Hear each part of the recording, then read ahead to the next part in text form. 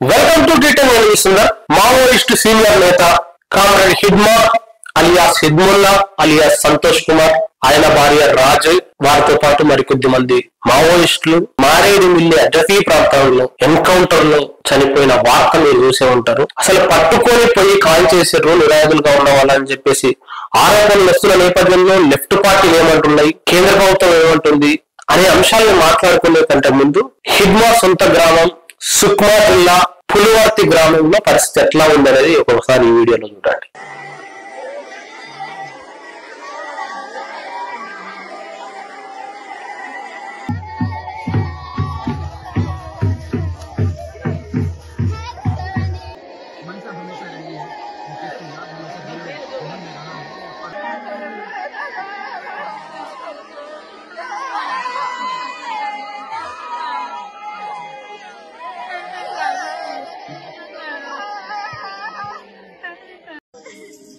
చూసారు కదా, ప్రజలు గుండెలు అదిసేలా ఏడుస్తున్నారు.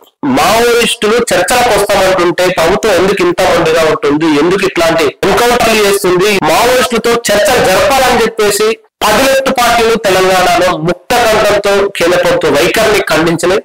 హిడ్మాని ఆయన సహచరులను గత నెల 28వ తారీఖు నిరాయుధులుగా పట్టుకొని ఇప్పుడు మారేడుమిల్లి అడవుల్లోకి తీసుకెళ్లి బూటకపు ఎన్కౌంటర్లు చేస్తున్నాయని చెప్పేసి కొన్ని ప్రజా సంఘాలు ఆరోపిస్తున్నాయి, కొన్ని లెఫ్ట్ పార్టీలు ఆరోపిస్తున్నాయి. మరికొద్ది మంది కూడా నిరాయుధులుగా పట్టుబడ్డారు, వాళ్ళను కూడా అక్రమ ఎన్కౌంటర్ చేసే అవకాశం ఉందని చెప్పి కూడా అనేక లెఫ్ట్ పార్టీలు ప్రజా సంఘాలు కూడా ఆరోపిస్తున్నాయి. చట్ట విరుద్ధంగా ఎన్కౌంటర్ చేయొచ్చున, నిరాయుధులను పట్టుకొని చంపొచ్చున అనే ప్రశ్నలు కూడా వస్తున్నాయి.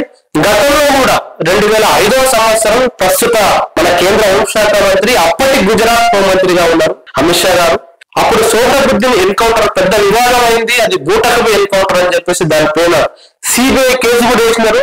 ఆ తర్వాత ఇదే కేసులో 2010లో అమిత్ షా జైలు పాలైన పరిస్థితి కూడా మనం చూసినాం. కాబట్టి అధికారం చేతిలో ఉందని చట్టాన్ని దుర్వినియోగం చేస్తే, రాజ్యాంగ విరుద్ధంగా నడుచుకుంటే ఎవరు శాశ్వతంగా అధికారంలో ఉన్నారు. కాబట్టి దాని కాన్సిక్వెన్స్ ని ఎదుర్కోవడానికి ఎవరైనా సిద్ధంగా ఉండాలి. కొద్ది మంది ఆర్గ్యుమెంట్ ఏంటంటే, మావోయిస్టులుగా ఉండి ప్రజా జీవితంలోకి వస్తామంటున్న వాళ్ళ మీద వీళ్ళు విప్లవోహులు అని చెప్పేసి మనోజులు లాంటి వారి పైన కామెంట్లు వేస్తున్నారు. మరి నిజంగా మనోజులు అనుకుంటామా, హెడ్వా అంటామా, నంబాల కేశవరావు అంటామా, వీళ్ళు ప్రజల్ని కదిలించగలిగే వాళ్ళు. ఇలాంటి వాళ్ళు ప్రజాస్వామ్యబద్ధంగా ప్రజా పోరాటంలో పాల్గొంటే ప్రజలకు మంచి జరుగుతుంది కదా. ఇన్ని రోజులు వీళ్ళు చదివిన మార్క్సిజం, ప్రజలను నడిపించిన పోరాట అనుభవాలు తుపాకీ తూటాకు బలి కావాలన్నా మీరు ఒకసారి ఆలోచించుకోవాలి. మరోవైపు ఈ కేంద్ర ప్రభుత్వం నిరంకుశంగా మావోయిస్టులను 2026 మార్చి 31 వరకు అంతం చేస్తామని ప్రకటించడం కూడా ఇది రాజ్యాంగ విరుద్ధం.